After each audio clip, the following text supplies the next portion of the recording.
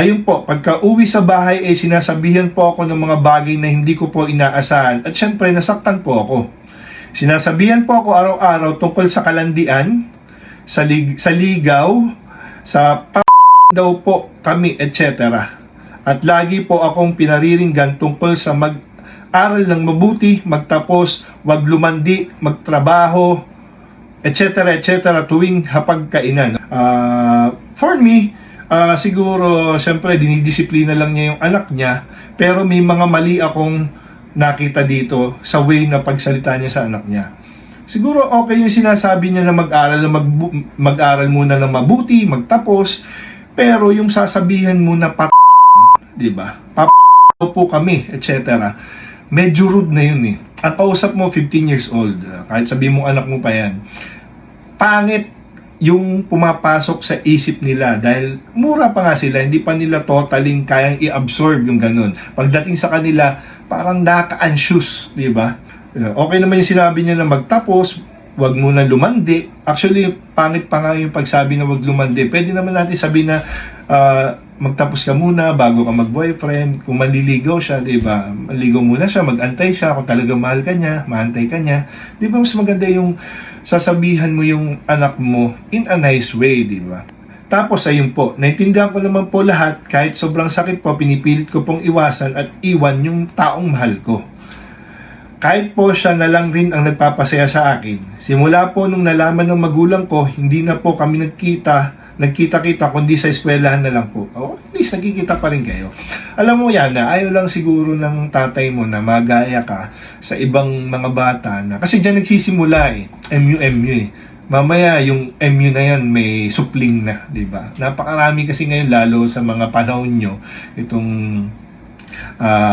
batch nyo, Gen Z kung tawagin. Napakarami pong, actually wala pa 14 years old, nagkakaanak na. Napakahirap nun pag naranasan mo. Kaya for me, yung paghigpit sa'yo ng tatay mo, I think okay lang sa akin kasi wala ka pa sa legal age eh. Ang ayaw ko lang yung the way ng kung paano kanya kausapin, kasi may mga foul words siyang sinasabi sa iyo na which is hindi pa dapat naririnig ng isang 15 years old. So ito, tuloy natin ang kwento. Bali, naging malungkot at depressed po ako noon, especially nung bakasyon na May to July. Dahil di na nga po ako natutuwa sa magulang ko, hindi pa po ako makalayas or makalayo man lang kahit isang oras sa bahay na to. Nagkaan na siya. Alam niyo po, yung home doesn't feel like home. Sabi niya, ginagawa ko po ang lahat para pasayahin ng sarili ko dito sa loob ng bahay. Nakukulong siya eh. Kaya medyo mas natitrigger yung depression niya. Kapag po nagsalita ako tungkol sa problema ko, ang sasabihin lang po nila ay sensitive mo, may problema sa pag-iisip, sinasayang mo lang oras mo kaya iyak. Ayun po, akala po ni mami na umiiyak ako dahil di pa ako enroll, pero hindi po. Ang problema ko po ay umiiyak ako dahil pasukan na.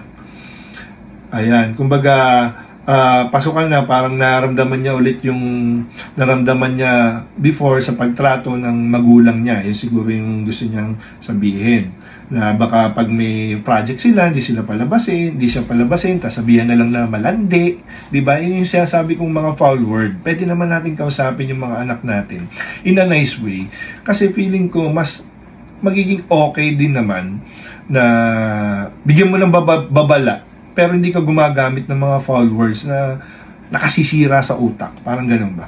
Kaya po lagi na ako nagsusuot ng headphones, nanonood habang hapunan dahil ayoko na pong makarinig na kung ano sa kanila. Lagi po ako nagmumukmok sa kwarto at bihira na po sila kausapin yan. Diyan nagtitrigger yan sa pagmumukmok.